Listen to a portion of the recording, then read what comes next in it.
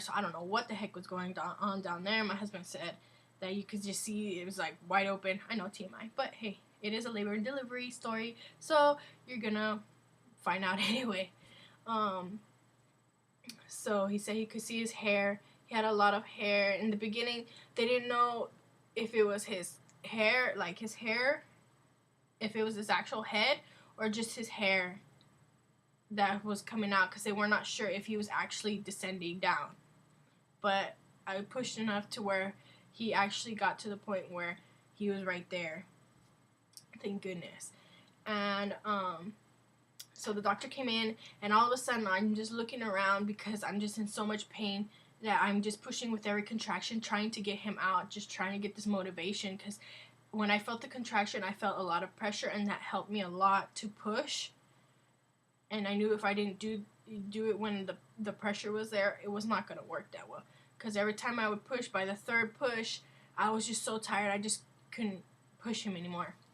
So the contractions really helped me push him out, and not having the epidural like so numb, like I could feel still, helped me push him out as well, because I could feel when to do it. The nurse came in, like a bunch of nurses came in, the doctors and the nurses for him came in, my doctor came in, and they all got ready. I just saw everybody scrambling. I just saw like so many nurses and doctors everywhere. My mother-in-law was like kind of where the area for the baby was, because she was just so scared. She was nervous and everything because I was in labor for so long. But his heart rate was fine. It's just I had the infection, and my temperature was like so high. So by this time I'm asking them, tell me when to push, tell me when to push. And by then I was like, forget it, don't tell me when to push. I'm going to push on my own, because I could feel it, and nobody was saying anything anyway.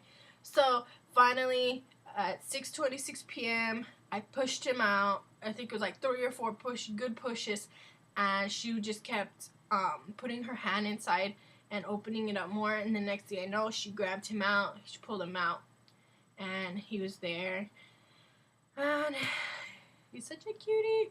Anyways, his head was really like cone shaped, because he was in there for like in the birth canal for like 3 hours, but he wasn't crying, he didn't make no noise, and it really made us nervous. My husband asked, is he alive, because my husband was thinking, oh my god, he's dead, because he wasn't making no noise, his eyes were open, and it just really scared us all. And the reason why he didn't come out, it took me so long to push him out, was the cord was wrapped around his neck. So the doctor ended up wrapping the cord from his neck, cutting the cord, and giving it to the nurses for the baby nurses.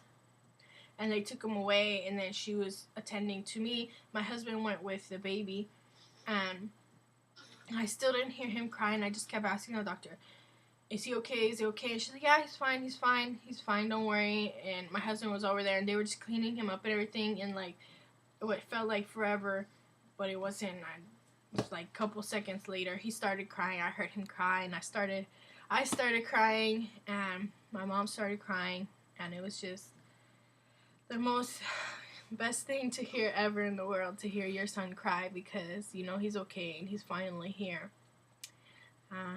Yeah, and so by then my mom was with me, my husband was with my son, and he was the doctor was stitching me up, because she had to give me an episiotomy, because his head was just too big. He has a big head, so she knew that if she didn't cut me, he wouldn't come out, or something of the sort. That's what she said. So she ended up cutting me. I ended up getting a 2nd-degree tear, and then I tore a little bit in the inside, and she was going to stitch me up, and I told her, I can feel everything, can you numb me? She said, no, you can't feel anything, you have your epidural. I said, no, I can feel everything. So she takes the scissors and snips me. She said, can you feel that? And I said, yes, I can feel that. Ouch. And she said, oh, okay. And then she gives me like the lidocaine or something, and numbs me down there, and then stitches me up and everything. Of course, I can almost still feel it, but by then I'm just like nothing. I'm just joking around, and I'm just like waiting for my baby to come to me and my husband's over there watching him get cleaned up and everything. And what else happened? Then she took out the placenta and she showed the placenta to me and my mom and my husband, and it was really cool to see. And they ended up pushing on your stomach really hard to try and get out all the blood clots, and she stuck her hand in there and tried to get everything out, and that hurt. But I mean, didn't hurt as bad as labor. So yeah, she did that, and then all of a sudden, all the nurses and everybody just left. Next thing I know, it's like different shift. There's a different nurse and everything. They give me my baby, and he's laying there with me, and on my chest, and they clean everything up, and they wait about an hour till my epidural really wears off, and it wore off within like a half an hour because my right leg was still numb, and they just want to make sure that I could walk. So that happened, and by then they found a room for me in the postpartum room. So they ended up, my mom and my mother-in-law ended up leaving. They went home, and we went to the postpartum room, and we slept there, and then we went in. I think we got there like 8:30 into the postpartum room on Friday, yeah. And so we got there, and obviously I was tired, and my husband was tired, and my baby was tired. So that happened, and then my husband got to stay in the same room as me because I didn't have a roommate, so he got to sleep in the bed next to me, and I slept in another bed. And then the nurse came in, and she was telling us all this stuff to know about the baby and this and that, and the cord care and stuff. And his cord was really long, so they ended up having to cut it again. It's like this long. I was like, you guys didn't cut it very well. So they cut it shorter, and she gave him his little sponge bath and everything, and then he slept in his bassinet, and then I held him for a little while. And he didn't really want to eat. Usually they say they don't really, some babies don't like to eat within the first 24 hours. He mostly just slept. And then, what else happened? So on. We didn't end up going home till almost Sunday afternoon because I had to stay there a whole 24 hours with no fever. And they kept having to give me antibiotics and all that good stuff, which by the Sunday, I was so ready to go home because I did not like the nurses that were there. I was tired of being there. My son was tired of being there. My husband was tired of being there. I did not sleep very well. I just wanted to go home, get some rest. I was tired of being in that hospital because I was there since Thursday night all the way till Sunday afternoon. So, yes. But overall, it was a great experience. I would do it a million times more just to have my baby again. You know, and with the pain, it's hard to explain the pain just like everybody else says. When I used to watch these videos, I used to think, okay, explain the pain, you know? But there really is no way to explain it.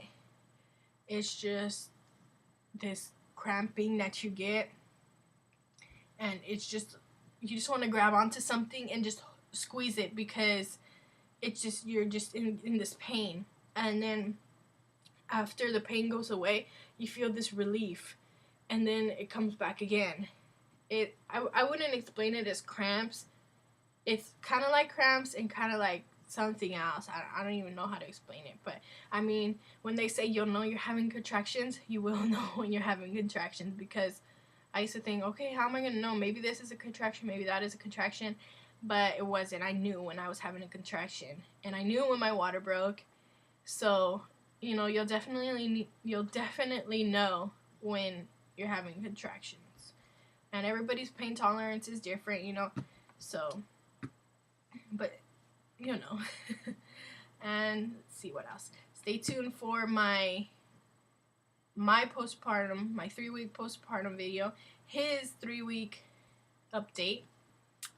And yeah, I also did a 1-week update for him and a 2-week update for him. I just haven't uploaded it yet. And this video will probably be in 2 parts. I don't know what I'm telling you because this is the end of the video anyway. So if you haven't seen the first part, go see the first part. This is the second part. So yeah, I don't think I left anything out. I hope not. I mean, it's been 3 weeks. I remember I try to remember everything. But yeah, 22 hours, but all worth it. Yes. So yeah, if I remember anything, I'll put it in the down bar. Don't forget to comment, rate, and subscribe. And like this video if you like labor and delivery videos, or if you are going into labor and you wanted to watch this video. Don't be scared. It's totally fine. You know, do what's in your heart. You know, you can do it. You can get through it, just like I did. And like I said, I would go through it 1,000,001 more times just to have my son. So I'll see you guys later, and have a good day. Bye.